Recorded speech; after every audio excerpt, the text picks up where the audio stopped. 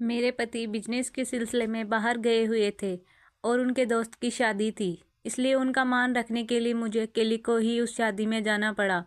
वहाँ मेरे पति के 3 दोस्त मिल गए। वे रात को मेरे साथ मेरे घर आए और पूरी रात मुझे हेलो दोस्तों, मेरा नाम दिव्या है। मेरी शादी हो चुकी है और मेरे पति बिजनेस करते हैं।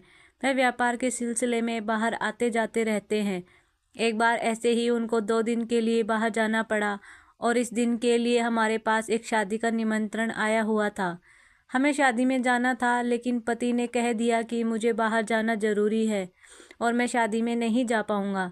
फिर उन्होंने कहा कि तुम ही शादी में चली जाना। वह सुबह जल्दी ही निकल गए थे और मुझे शाम को अकेली को ही शादी में जाना पड़ा। मैं तैयार होकर शाम को 8 बजे शादी में पहुंच गई। उस रात मैंने ब्लू साड़ी और ब्लैक ब्लाउज पहना था। ब्लाउज बैकलेस था और सामने डीप कट था, जिससे मेरी वेज कुछ ज़्यादा ही दिख रही थी। मैं एक कोने में खड़ी हुई थी, फिर भी आते जाते लोग मुझे घूर रहे थे। लेकिन मुझे उन लोगों पर गुस्सा नहीं आया, बल्कि उन लोगों का मुझे ऐसे देखना बहुत अच्छा लग रहा था। और मैं इतनी तैयार होकर भी इसलिए गई थी ताकि लोग मेरी खूबसूरती को देख सके। शादी में मुझे मेरी पहचान की कोई भी लेडी नहीं दिख रही थी, इसलिए मैं एक कोने में अकेली चुपचाप खड़ी थी। काफ़ी देर तक अकेले खड़े रहने की वजह से मैं बोर होने लगी थी। मेरा यहाँ पर बिल्कुल भी मन नहीं लग रहा था, लेकिन पति के दोस्त की शादी थी, इसलिए शादी को छोड़ भी नहीं सकती थी। फिर अचानक मेरे पति का एक दोस्त पवन मुझे अकेले खड़े देखकर मेरे पास आ गया। वह बोला, भाभी आपके साथ भाई साहब नहीं आए क्या? मैंने मना कर दिया और कहा कि उनको काम के सिलसिले में बाहर जाना पड़ा, इसलिए मुझे यहाँ शादी में भेज दिया। मैं अकेले ही आई हूँ। फिर पवन बोला, कोई बात नहीं भाभी जी, मैं हूँ ना आपके साथ। चलो हम कहीं बैठकर बात करते हैं। फिर हम कुर्सी पर जाकर बैठ गए और बातें करने लगे। पवन को देखकर उनके 2 अन्य दोस्त सुधीर और राजेश भी हमारे पास आ गए। उन दोनों के बारे में भी मैं जानती थी, क्योंकि वो पहले भी हमारे घर आ चुके थे। पवन तो कई बार हमारे घर आ चुका था, लेकिन सुधीर और राजेश 3-4 बार ही आए थे। उन लोगों के साथ मेरे पति कई बार हमारे घर में ही ड्रिंक कर चुके थे और एक बार तो मैं भी उनके साथ ड्रिंक कर चुकी थी।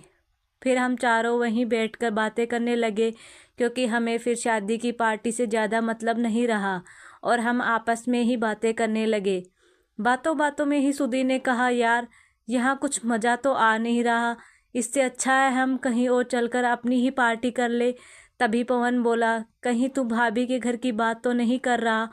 इस पर राजेश बोला, हाँ सही समझा तूने, भाभी भी यहाँ पर बोर हो रही होंगी। उसने मेरी ओर देखते हुए पूछा। मैंने भी कह दिया, हाँ मैं तो बहुत टाइम से अकेली खड़ी बोर हो रही थी, आप लोग आए तो थोड़ा मन लग रहा है। फिर सुधीर भी बोला, तो फिर हम घर पर जाकर ही एंजॉय करते हैं। उनके कहने पर मैंने घड़ी में टाइम देखा तो रात के 10 बज रहे थे। फिर सभी ने वहाँ से हमारे घर आने का प्लान किया और मैं उन लोगों के साथ गाड़ी में बैठकर आ गई। मैं आगे बैठी थी और पवन गाड़ी चला रहा था।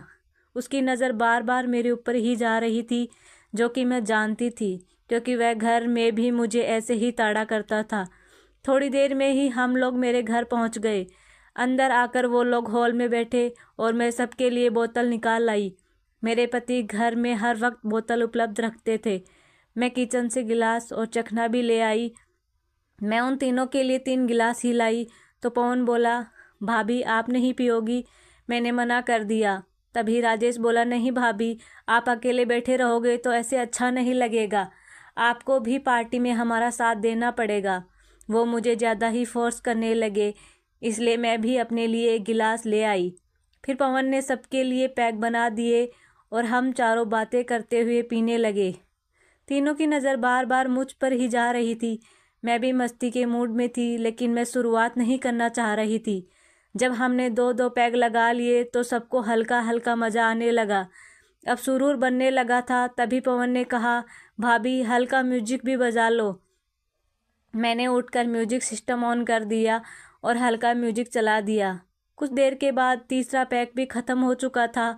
अब हमारी नज़रें आपस में एक दूसरे को बार बार देख रही थी, क्योंकि सबके दिमाग में एक ही चीज़ चल रही थी, लेकिन बोल कोई भी नहीं पा रहा था।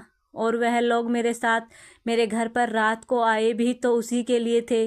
5-10 मिनट के बाद पवन खड़ा हो गया और म्यूजिक पर झूमने लगा। उसको देखकर सुधीर और राजेश भी उसका साथ देने लगे। वह तीनों मस्ती में झूम रहे थे और मैं नीचे बैठी हुई इन तीनों को देख रही थी। वह तीनों मुस्कुरा रहे थे और मैं भी उनको देखकर मुस्कुरा रही थी। थोड़ी देर डांस करने के बाद पता नहीं उन लोगों के दिमाग में क्या आया कि वह मुझे भी उनका साथ देने के लिए कहने लगे। मैं मना करने लगी मगर वह तीनों मुझे बुलाते रहे। फिर अचानक पवन मेरे पास आया और बोला, चलो ना भाभी, बहुत मज़ा आएगा। मैं जानती थी कि ये लोग किस मज़े की बात कर रहे हैं। फिर मैं भी उठकर उनके साथ झूमने लगी। अब पवन ने मेरे हाथों को अपने हाथों में लिया और हम लोग एक कपल की तरह डांस करने लगे। ऐसे ही बारी बारी से मैं एक के बाद एक तीनों के साथ ही डांस कर रही थी। मुझे अब मस्ती चढ़ने लगी थी और वह तीनों मुझे अपने साथ लगातार नचाए जा रहे थे। थोड़ी देर बाद मैंने उनसे कहा कि अब मैं थोड़ी थक गई हूँ, अब मुझसे और डांस नहीं किया जा रहा है।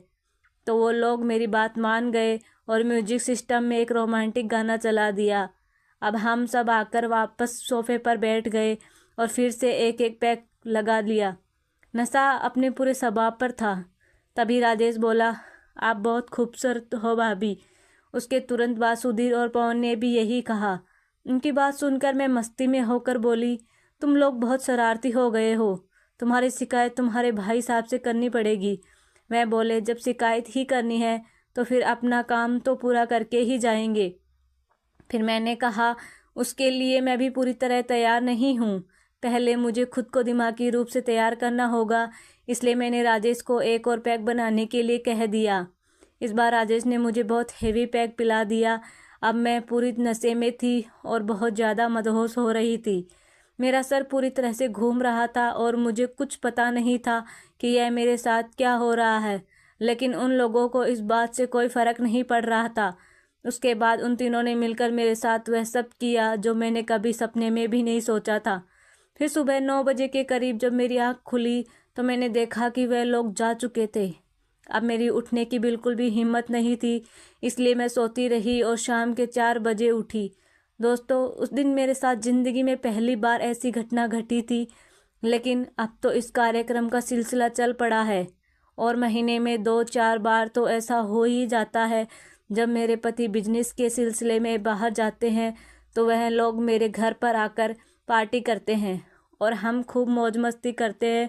दोस्तों, आपको मेरी ये कहानी कैसी लगी कमेंट करके ज़रूर बताएं और अगर वीडियो पसंद आई हो तो वीडियो को लाइक और शेयर करें।